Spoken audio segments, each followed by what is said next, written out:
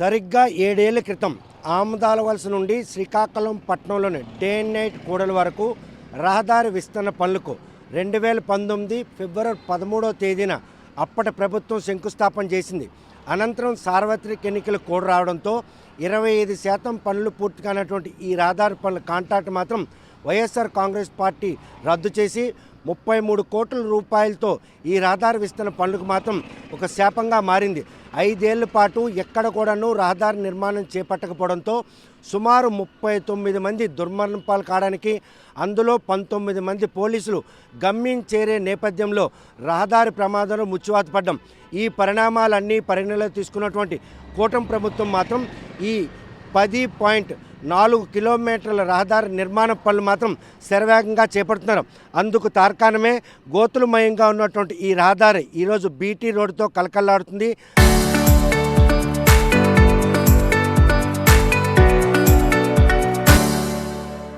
Centre డివైడర్తో పాటు centre విద్యుత్ పనుల ప్రక్రియ కూడాను మొదలుపెట్టింది. ప్రస్తుతం మాత్రం ఈ రహదారి పనులు మాత్రం శరవేగంగా సాగుతున్న ఈ నేపథ్యంలో అప్పట్లో క్షతగాత్రులు, అదేవిధంగా చూస్తే కనుక దుర్మరణం పాలైన కుటుంబాల్లో మాత్రం ఈరోజు ఒక ఆనందం వెలువరిస్తుంది అనుకోవచ్చు.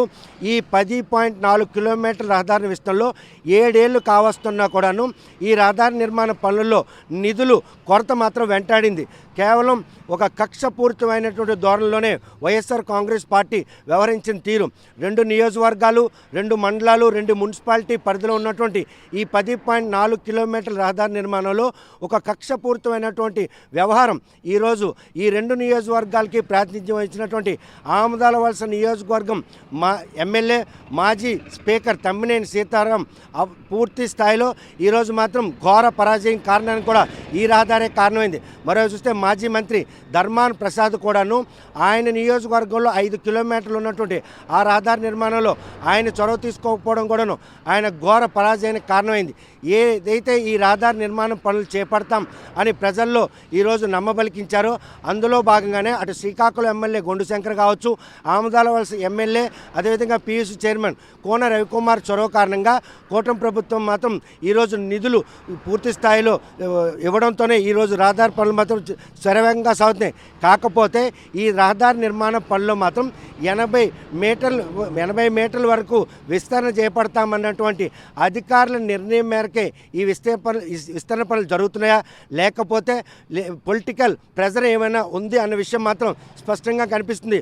రహదారి విస్తరణలో ఏదైతే ఖాళీగా ఉండే ఆమదాల వలస నుండి కొత్త రోడ్డు వరకు, అంటే ఇదంతా కూడా ప్లెయిన్ ఏరియా, రైతులు మాత్రం భూములు ఇచ్చేందుకు ముందుకొచ్చారు. ఈ రహదారి పనులు మాత్రం శరవేగంగా సాగి అదేవిధంగా సెంట్రల్ లైటింగ్ కూడాను శరవేగంగా సాగుతుంది. కాకపోతే కొత్త రోడ్డు నుండి డే అండ్ నైట్ వరకు అక్కడ మాత్రం కమర్షియల్ వ్యాపార సముదాయాలు ఉంటాయి. ఆ వ్యాపార సముదాయాల నేపథ్యంలో మాత్రం అక్కడ నిర్మాణం పనిలో రాజకీయ జోక్యం అక్కడ పేదల పాలిట శాపంగా మారుతుంది. పొడుగు చేతుల వారికి ప్రసాదంగా వచ్చే పరిస్థితులు కనబడుతున్నాయి. అక్కడ అంచనాలు రూపొందించడంలో కూడాను ఈరోజు రాజకీయ ప్రమేయం వారి పాలిట శాపంగా మారింది.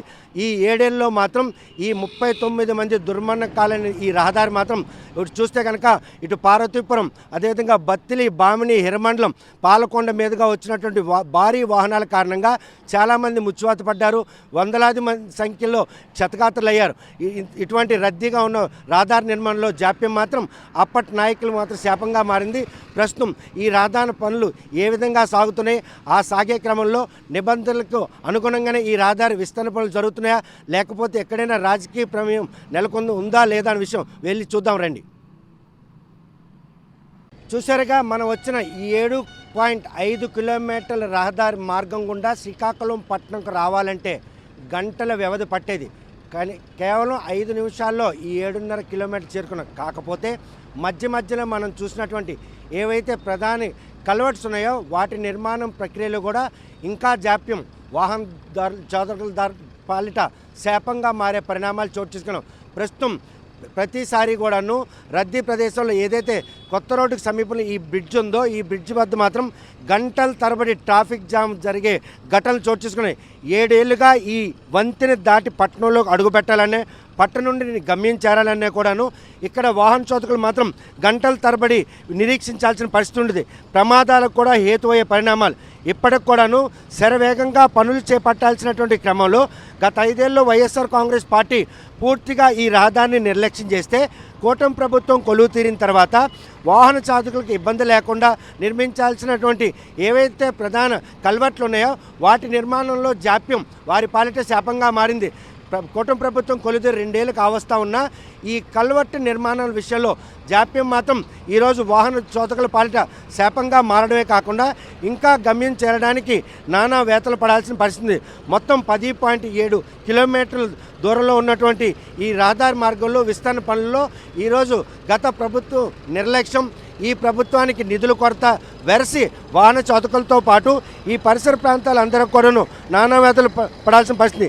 ఇచ్చిన మాట ప్రకారం ఈరోజు 2 నియోజకవర్గాలకు సంబంధించిన ఎమ్మెల్యేలు చొరవ నిధులు మాత్రం తేవడంలో సఫలమయ్యారు. అందులో భాగంగానే ఈ కల్వర్ట్ నిర్మాణం కార్యక్రమం మాత్రం శరవేగంగా కొనసాగిస్తున్నారు. ప్రస్తుతం వాహన చోదకులకు ఇబ్బందులు కలిగించినటువంటి ఈ కల్వర్ట్ నిర్మాణం కనుక త్వరితగతిన పూర్తి కావాలి. అదేవిధంగా ఈ 7.5 కిలోమీటర్లు మరో 2 ప్రధాన కూడళ్ళు ఏదైతే కల్వర్ట్ల నిర్మాణం కూడా ఉంది, ఈ నిర్మాణాలు కూడా జరిగినట్టయితే 7.5 కిలోమీటర్ల వేగాన్ని మాత్రం 5 నిమిషాల్లోనే గమ్యం పరిస్థితి ఉంటుంది. ఇకపోతే ఇక్కడి నుండి పూర్తిగా పట్టణానికి ఉన్నటువంటి విస్తరణ పనులు మాత్రం 2.7 కిలోమీటర్లు ఉంది. ఈ 2.7 కిలోమీటర్లో మాత్రం కమర్షియల్ కాంప్లెక్స్లతో పాటు ఆవాసం ఉండే ప్రజలు ఉన్నటువంటి పరిస్థితులు వాటికి మాత్రం 80 అడుగుల రహదారి విస్తరణలో అక్కడ పట్టణ వాసుల మనోభావాలకు అనుగుణంగా గతంలో 70 అడుగులకు మాత్రమే విస్తరణ పనులకు గత ప్రభుత్వ హయాంలో వారందరూ కూడా ఏకీపించారు. కాకపోతే ఈ మైదాన ప్రాంతంలో 80 అడుగులు విస్తరణ పనులు చేపట్టి అక్కడ 70 అడుగులకే కనుక విస్తరణ పట్టినట్టయితే అక్కడ ఇటువైపు ఉన్న ప్రజలందరూ కూడాను స్వచ్ఛందంగా రహదారి నిర్మాణానికి భూములు కావచ్చు, ఆవాసాలు కావచ్చు ఈరోజు ఇచ్చే క్రమం ఉంటే కమర్షియల్ అయినంత మాత్రాన 80 అడుగులను 70 అడుగులకు కుదించే ప్రక్రియ ఏ మేరకు వారికి దోహదపడుతుంది, ఉన్న 10 అడుగులకు సేకరణలో ఏ అంశాలు వారికి ఆటంకంగా నిలుస్తాయి, అక్కడ వారు ఏదైతే భూసేకరణకు సంబంధించిన కావచ్చు రహదారి విస్తరణ పనులకు వారి తాలూకు నిర్మాణాలు పోగొట్టుకొని ఏదైతే ప్రభుత్వం ప్రస్తుతం పరిహారం విషయంలో మాత్రం కేవలం టీడీఆర్ బాండ్ల రూపంలోనే వారికి మాత్రం ఈరోజు నష్టపరిహారం చెల్లిస్తారనడంలో వారిలో ఎటువంటి అనిశ్చితి నెలకొనుంది. 2.7 కిలోమీటర్లు దూరం ఉన్నటువంటి ఆ మార్గ మధ్యలో నిర్మాణాలను ఏ విధంగా డిస్మెంటిల్ చేస్తున్నారు, ఆ డిస్మెంటిల్ చేసే క్రమంలో 80 అడుగులు ప్రాప్తికే వారు డిస్మెంటిల్ చేస్తున్నారా, లేకపోతే 70 అడుగులకి గత ప్రభుత్వం నిర్దేశించినటువంటి ప్రాప్తికే వాళ్ళు మాత్రం వాటిని తొలగిస్తున్నారా అనే విషయం వెళ్ళి చూద్దాం రండి. ఆమదాల వలస శ్రీకాకుళం రోడ్డు విస్తరణ పనులు శ్రీకాకుళం పట్టణం చేరుకున్నాయి. రోడ్డు విస్తరణలో ప్రతి ఒక్కరు కూడా భాగస్వామి అవుతున్నారు. అందుకు నిదర్శనం మన వెనుకున్నటువంటి ఏవైతే కట్టడాలు ఉన్నాయో వాటిని తొలగించే ప్రక్రియకి మాత్రం శ్రీకారం చుట్టారు. ఇటు రెవెన్యూ, R&Bతో పాటు విద్యుత్ శాఖ అధికారులు యుద్ధ ప్రాతిపదికన ఆ విస్తరణ పనుల్లో భాగస్వామి అవుతున్నారు. ఏవైతే R&Bకి సంబంధించిన ఉన్నాయో ఆ కొలతల ప్రకారం ప్రస్తుతం సప్తగిరి ఫంక్షన్ హాల్ దగ్గర నుండి కోర్టు గోడ వరకు 70 అడుగులు మాత్రమే విస్తరణ పనులు చేపట్టనున్నారు. ఎందుకంటే గతంలో 80 అడుగులు అనుకున్నటువంటి ఈ ప్రక్రియలో మాత్రం పూర్తిగా ఆవాసాలు అదేవిధంగా వ్యాపార సముదాయాలు ఉండడంతో స్థానిక ప్రజల అనుగుణంగానే ఈరోజు ఇక్కడ విస్తరణ పనులు జరుగుతున్నాయి. అక్కడ మళ్ళీ కోర్టు గోడ నుండి డే అండ్ నైట్ వరకు పూర్తి స్థాయిలో ప్రభుత్వం సంబంధించిన స్థలం 2 పక్కల ఉండడంతో అక్కడ నుండి కూడా 80 అడుగుల విస్తరణ మాత్రం యథేచ్ఛగా జరుగుతుంది. ప్రస్తుతం మాత్రం విస్తరణ పనులు వేగవంతంగా జరుగుతున్న ఈ నేపథ్యంలో R&B అధికారులు ఏ మేరకు ఈ విస్తరణ విషయంలో స్థానికులకి ఉన్నటువంటి సమస్యలను నివృత్తి చేశారు. ఆ సమస్యలను నివృత్తి చేయడంతో పాటు ఏదైతే వారు పోగొట్టుకుంటున్న స్థలం ఉందో ఆ స్థలం తమ సొంతానికి సంబంధించిన స్థలం ఉందా, లేకపోతే వారు కనుక R&B స్థలంలో వచ్చి నిర్మాణాలు చేపట్టారా, ఈ అనుమానాలు నివృత్తి చేయడానికి R&B మనతో ఉన్నారు. చూస్తే కనుక ఇక్కడ చాలామందికి అనుమానాలు ఉన్నాయి. ఏంటంటే మా కట్టడాలు పూర్వం కట్టినవి, ఆ కట్టడాలు తొలగిస్తున్నారు, ఇవి మాకు జిరాయితీకి సంబంధించి దక్కలేని R&B పాయింట్ ఆఫ్ వ్యూలో వారు R&B స్థలంలో ఉన్నారా, లేకపోతే వారికి సంబంధించిన జిరాయితీ స్థలంలో ఉన్నారని మీకు తేలిందా? అందరికీ నమస్కారం అండి. మేము మా పైవారి ఆదేశాల ప్రకారం కోర్టు గోడ వరకు 80 అడుగులకు గాను, కోర్టు గోడ నుంచి మనకి సప్తగిరి కళ్యాణ మండపం వరకు 70 అడుగులకు గాను విస్తరించడానికి మేము ప్లాన్ చేసుకుంటున్నామండి. ఎందుకంటే మనకి ఇక్కడ 80 అడుగులు విస్తరణ చేయడానికి మనకి ఇక్కడ commercial buildings and residential buildings చాలా ఎక్కువ ఉన్నాయి. అందువలన మనకి ఈ లోకల్ పబ్లిక్ కూడా సఫర్ అవుతారని చెప్పేసి మా డిస్ట్రిక్ట్ అడ్మినిస్ట్రేషన్ అండ్ ఎమ్మెల్యే గారు అందరూ చూసి దీన్ని 70 అడుగులు కుదించడం జరిగింది. ఈ 80 అడుగులకి మరియు 70 అడుగులకి మొత్తం ఇంచుమించు సుమారుగా 2.2 కిలోమీటర్ల వరకు విస్తరణ జరుగుతుంది మనకి సప్తగిరి కళ్యాణ మండపం వరకు. దీనికి మెయిన్గా గవర్నమెంట్ బిల్డింగ్స్ అయితే జరాయితీ ల్యాండ్స్ వరకు మనకి మున్సిపాలిటీ వారు టీడీఆర్స్ ఇస్తున్నారండి. అందరికీ మనం మిగతా జరాయితీ మరియు మిగతా అందరికి కూడా మనం స్ట్రక్చరల్ కాంపెన్సేషన్ కూడా ఇస్తున్నాం. దానికి మేము ప్లాన్ చేసుకుంటున్నాం. కాబట్టి అందరూ మాకు సహకరించవలసిందిగా కోరుకుంటున్నాం. చూస్తే కనుక ఏదైతే ఇక్కడ బలగ పరిసర ప్రాంతాలను వక్ఫ్ బోర్డుకు సంబంధించినటువంటి స్థలాల్లో నిర్మాణాలు చేపట్టారు అన్నట్టు ఒక ఉదంతు వారిని వెంటాడుతుంది. నిజమైన రెవెన్యూ శాఖ పరంగా? అవునండి. ఇక్కడ ఇప్పుడు ఏదైతే రోడ్డు విస్తరణ జరుగుతుందో ఇక్కడ different types of land classifications ఉన్నాయండి. ఇందులో ప్రైవేట్ ల్యాండ్ ఉంది, అలాగే గవర్నమెంట్ ల్యాండ్ ఉంది, మీరు చెప్పినట్టు వక్ఫ్ ల్యాండ్ కూడా కొంత ఉంది. ఆ తర్వాత జగన్నాథ స్వామి టెంపుల్ దానికి సంబంధించిన వాళ్ళది ఉంది, ఎండోమెంట్ సంబంధించి. ఆ తర్వాత బావాజీ ల్యాండ్స్ని ఆ విధంగా ఉంది. ఇలా రకరకాల క్లాసిఫికేషన్స్ ఉన్నాయండి. ఇవన్నీ మేము ఇప్పుడు ఏదైతే దీనికి స్ట్రక్చరల్ బిల్డింగ్స్ ఏవైతే ఉన్నాయో వాటికి ప్రైవేట్ ల్యాండ్స్ అయితే వాటికి కాంపెన్సేషన్ అది కూడాను ఇవ్వడం జరుగుతుంది. మరి పూర్తిగా నిర్వాసులు అయిపోతున్న ఏవైతే గృహాలు ఉన్నాయో వారికి ఇళ్ల పట్టాలు కూడా మంజూరు చేయడానికి తగిన చర్యలు తీసుకుంటాం. ఎంతమందిని ఈ ప్లింత్లో ఎంతమందిని మీరు ఐడెంటిఫై చేశారు? వాళ్ళు పూర్తిగా ఆవాసం కోల్పోతున్నారు. మరి ఎంతమంది ఉన్నారు? ప్రైవేట్ ల్యాండ్లు ఎంత ఉన్నారు? అదేవిధంగా ఏవైతే ప్రొబిటెడ్ ల్యాండ్ వక్ఫ్ బోర్డు కావచ్చు, జగన్నాథ స్వామి ల్యాండ్ కానీ అటువంటివి ఐడెంటిఫై అయ్యాయి? ఇంతవరకు ఐడెంటిఫై అయ్యండి. మొత్తం 340 వరకు మొత్తం ప్రైవేటు, గవర్నమెంట్, ఈ కమర్షియల్, రెసిడెన్షియల్ అన్నీ కలిపి ఐడెంటిఫై చేసాం. ఇందులో పూర్తిగా ఇల్లు కోల్పోతున్న వారు ఒక 12 నుంచి 15 మంది వరకు ఉన్నారు. అవన్నీ ఎన్యూమరేషన్ చేస్తున్నామండి. వాళ్ళందరికీ న్యాయం చేసే విధంగా తగు చర్యలు తీసుకుంటాం. ప్రజలందరూ కోఆపరేట్ చేయాలి. ఎందుకంటే ట్రాఫిక్ బాగా రద్దీ అయిపోతుంది, ట్రాఫిక్ బాగా పెరిగింది. ఎంత రద్దీ అవుతుందో మరి అందరూ చూస్తూ ఉన్నారు. కాబట్టి ట్రాఫిక్ రద్దీ దృష్టిలో పెట్టుకొని అందరూ కోఆపరేట్ చేయవలసిందిగా కోరుతున్నాం. అందరూ కోఆపరేట్ చేసే పరిణామాలు విస్తరణ పనులు శరవేగంగా సాగుతున్నానికి దోహదపడుతున్నాయి. కాకపోతే వారికి ఉన్నటువంటి అనుమానాల నివృత్తిలో టీడీఆర్ బాండుల రూపంలో కాకుండా ఈరోజు నగదు రూపంలో తమ ఖాతాల్లో జమ అవుతున్న అనుమానాలు ఉన్నారు. దాన్ని నివృత్తి చేసేందుకు వారికి ఎటువంటి భరోసా లేదండి. అందరికీ కాంపెన్సేషన్ కానీ, టీడీఆర్లు కానీ, అలాగే హౌస్ సైడ్ పట్టాలు కానీ ఆయా నార్మ్స్ ప్రకారము మీరున్న ల్యాండ్ క్లాసిఫికేషన్ ప్రకారము ఇవ్వడానికి తగు చర్యలు తీసుకుంటాం. ఎవరు భయాందోళన చెందవలసిన పనేం లేదు. అందరికీ ప్రభుత్వం నుంచి తగినటువంటి నష్టపరిహారం దొరుకుతుందండి. Thank you. చూస్తే కనుక ప్రస్తుతం ఏదైతే 10.7 కిలోమీటర్లు 80 అడుగులు రోడ్డు విస్తరణ పనులు ఉన్నాయో ఆ పనుల్లో మాత్రం పూర్తిగా 274 మంది వారి తాలూకా నిర్మాణాలు కావచ్చు, భూములు కోల్పోయిన వారు ఉన్నారు. వారికి నష్టపరిహారం అంచనా ఇప్పటికే రూపొందించారు. కాకపోతే సప్తగిరి ఫంక్షన్ హాల్ నుండి కోర్టు కాంపౌండ్ గాల్ వరకు మాత్రం 368 మంది నిర్వాసితులుగా గుర్తించారు. అందులో 12 మంది పూర్తిగా ఇళ్లను కోల్పోతున్నారు.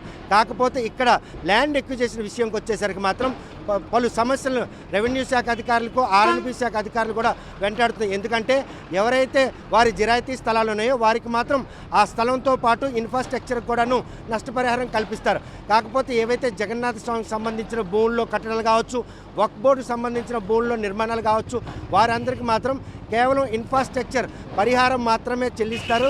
ఆ భూములకు మాత్రం ఎట్టి పరిస్థితుల్లో చెల్లింపు జరిగే పరిస్థితి మాత్రం లేదని తేల్చి చెప్తున్నారు. ఎవరైతే ఇప్పటి వరకు కూడాను పరిహారం వస్తుంది, ఈ విస్తరణకు సహకరిస్తామని కూడా వారికి మాత్రం టీడీఆర్ బాండ్ల రూపంలోనే పరిహారం అందజేస్తాం. ఎవరైతే సర్వస్వం కోల్పోతున్నారో వారికి మాత్రం పట్టాలు కూడా ఇచ్చి వారికి రీహాబిటేషన్ కల్పిస్తామని భరోసా ఇస్తున్నారు.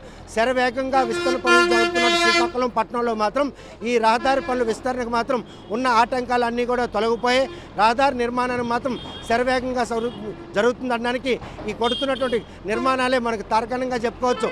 ప్రస్తుతం మాత్రం ఏదైతే విస్తరణ పనులకు సహకరిస్తున్న ప్రతి ఒక్కరికి కూడాను ఎటువంటి భయాందోళన చెందాల్సిన అవసరం లేదు. వారికి జరిగిన నష్టపరిహారం అంచనా రూపొందించబడింది. వారికి మాత్రం టీడీఆర్ బాండ్ల రూపంలో నష్టపరిహారం ఇస్తామని రెవెన్యూ శాఖ అధికారులు భరోసా ఇస్తున్నారు. ప్రభుత్వ భూమి అయితే ఎక్కడైతే ఉందో అక్కడ 80 అడుగులు విస్తరించినటువంటి గవర్నమెంట్ అధికారులు మాత్రం ఈరోజు ఇన్ఫ్రాస్ట్రక్చర్ కోల్పోయిన వారందరూ కూడాను పరిహారం అందజేసిన సంతృప్తిగా ఉన్నామని తేల్చి చెప్తున్నారు. మరి ఈ విస్తరణ పనులు ఏ వేగంగా వేగంగా పూర్తవుతాయా లేదనే విషయం వేచి చూడాల్సిందే. వీడియో జర్నలిస్ట్ రామకృష్ణతో Satyam, RTV Srikakulam. Local to global news at your finger tips. మీ చేతిలో ఒక ఆయుధం. Download raw TV app. Media legend Ravi Prakash is back.